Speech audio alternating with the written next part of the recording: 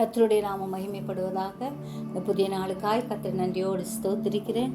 இந்த புதிய நாளின் தியானத்துக்காய் எடுத்துக்கொண்ட வசனம் சங்கீதம் 16:11. ஜீவ மார்க்கத்தை எனக்கு தெரியப்படுத்துவீர், உம்முடைய சமூகத்தில் பரிபூர்ண ஆனந்தமும் உம்முடைய வலது பாரிசத்தில் நித்திய பேரின்பமும் உண்டு.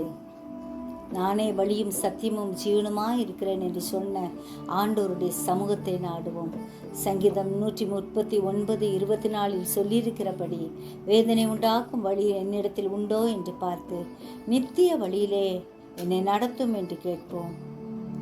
ஆண்டவரே, உமக்கு பிரியமானதை செய்ய எனக்கு கற்றுத்தாரும் என்று தினமும் ஜெபிப்போம். நம்மை செம்மையான வழியிலே நடத்துகிற தேவன் நம்மை பாதுகாத்து வழி நடத்துவார். தேவ சமூகத்தில் பரிபூர்ண ஆனந்தமும் நித்திய பேரின்பமும் உண்டு என்பதை அறிந்தவர்களாய் அவருடைய கிருபையை பெற்று ஆண்டவருக்காய் வாழ்வோம். ஜெபிப்போமா. ஜீவிக்கிறதா நல்ல இயேசுவே, இந்த அருமையான நாளுக்காக நன்றியோடு ஸ்தோத்திரிக்கிறோம். எங்கள் ஒவ்வொருவரையும் உடைய கருத்தில் ஒப்பு கொடுக்கிறோம். ஜீவ பாதையிலே நடக்க எங்களுக்கு கிருபை தரும்படியாய் கெஞ்சுகிறோம்.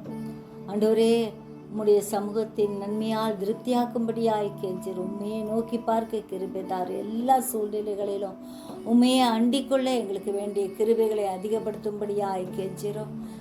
சிறியோரையும் பெரியோரையும் ஆசீர்வதிங்க. தூரத்திலும் சமீபத்திலும் இருக்கும் உடைய பிள்ளைகளை பாதுகாத்துக்குங்க.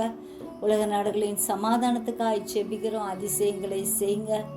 கண்ணீர், கவலை, பாரங்களை நீக்குகிற ஆவியானவர் எங்களுக்கு வேண்டிய கிருபைகளை அதிகப்படுத்தி தரும்படியாய் கெஞ்சுகிறோம். கர்த்தர் எங்களை நடத்தும்படியாய் ஜெபிக்கிறோம். உம்முடைய கரத்தில் எங்களை பூர்ணமாய் ஒப்பு கொடுக்கிறோம். பரிசுத்த ஆவியானவர் எங்களை ஆளுகை செய்யும், வழி நடத்தும். உம்முடைய பலத்தால் இடைகட்டும். இயேசுவின் மூலம் ஜெபங்கேளும் பிதாவே, ஆமென்.